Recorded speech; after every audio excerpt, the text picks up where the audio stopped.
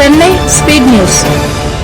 மதம் மாறியதால் உரிமை மாறாது. தலித் கிறிஸ்தவர்களின் எஸ்சி உரிமைக்காக செங்கல்பட்டில் கண்டன அறப்போராட்டம்.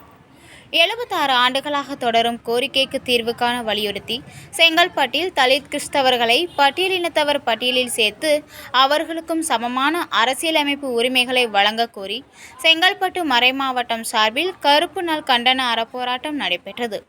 இந்திய அரசியலமைப்பின் 341ஆம் பிரிவின் கீழ் பட்டியலின மக்களுக்கு வழங்கப்படும் உரிமைகள் மதத்தின் அடிப்படையில் மறுக்கப்படக்கூடாது என்றும், ஒருவர் கிறிஸ்துவ மதத்தை தழுவியதால் அவரது சாதி பின்னணி, சமூக நிலை மற்றும் வரலாற்று ரீதியாக எதிர்கொண்ட ஒடுக்குமுறைகள் மாறிவிடாது என்றும் போராட்டத்தில் வலியுறுத்தப்பட்டது. கடந்த 76 ஆண்டுகளாக தலித் கிறிஸ்தவர்கள் தங்களுக்கான பட்டியலின உரிமையை வலியுறுத்தி வருவதாக குறிப்பிட்ட போராட்டக்காரர்கள், மதமாற்றத்தின் காரணமாக அரசியலமைப்பு வழங்கும் சமூக நீதி உரிமைகள் பறிக்கப்படுவது சமத்துவ கொள்கைக்கு எதிரானது என தெரிவித்தனர். செங்கல்பட்டில் உள்ள புனித யோசேப்பு ஆலய வளாகத்தில் நடைபெற்ற பொதுக்கூட்டத்திற்கு செங்கல்பட்டு மறைமாவட்ட ஆயர் மேதகு டாக்டர் நீதிதான் தலைமை வகித்தார். மறைமாவட்ட குருக்கள், துறவரத்தார், அரசியல் கட்சிகளின் பிரதிநிதிகள், சமூக நீதி செயற்பாட்டாளர்கள், தலித் இயக்க தலைவர்கள் மற்றும் பொதுமக்கள் திரளாக பங்கேற்றனர்.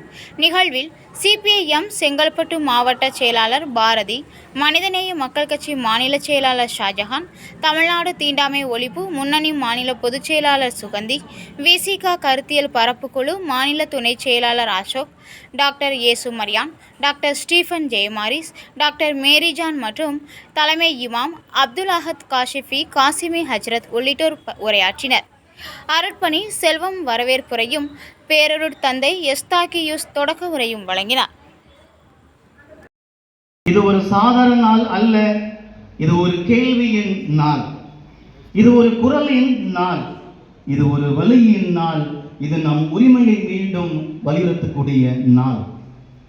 மிக தெளிவாக சொல்கிறது. ஆனால் இன்றும் மூளை முடுக்குகளில் நாம் தீண்டாமை தலைவிரித்து ஆடுகிறதே. ஆர்டிகல் 25 ஒவ்வொருவருக்கும் தனது மதத்தை நம்பவும், கடைபிடிக்கவும், பரப்பவும் உரிமை அளிக்கிறதே. அந்த உரிமை நமக்கு இருக்கிறதா? சிறுபான்மை மக்களுக்கு இருக்கிறதா? ஒடுக்கப்பட்ட ஏழை மக்களுக்கு இருக்கிறதா? நம்பிக்கையில் தான் நாம் வந்து கொண்டிருக்கின்றோம்.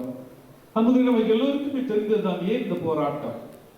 1950ஆம் ஆண்டு ஆகஸ்ட் 10ஆம் தேதி முதல் குடியரசுத் தலைவராக இருந்த ராஜேந்திர பிரசாத் அவர்கள் வேறு கோணங்களில் இருந்து இன்றைய நாளினுடைய கருப்பொருளை அவர்கள் நமக்கு விளக்கி சொல்லி, நாம் எப்படி போராட வேண்டும், என்ன யுக்திகளை எல்லாம் இன்றைக்கு கையாள வேண்டும் என்று அவர்கள் நமக்கு விளக்கி சொல்லி இருக்கிறார்கள்.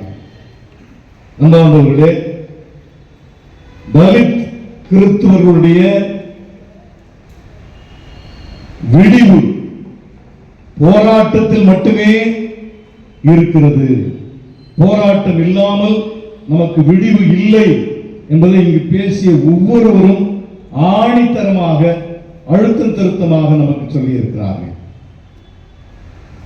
ஆகவே போராடுவதை தவிர நமக்கு வேறு வழி இல்லை.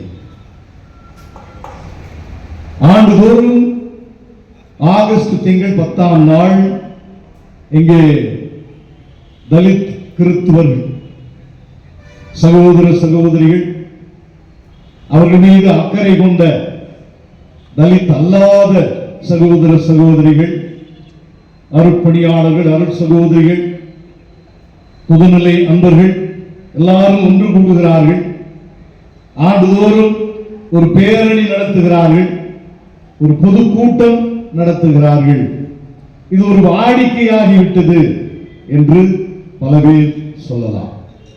உண்மை, ஒரு வாடிக்கையாகிவிட்டது என்பது உண்மை. ஆனால் அன்புக்குரியவர்களே, வேறு ஒரு கோணத்தில் நாம் இதை சிந்திக்க வேண்டும் என்று உங்களை அன்போடு கேட்டுக்கொள்கிறேன்.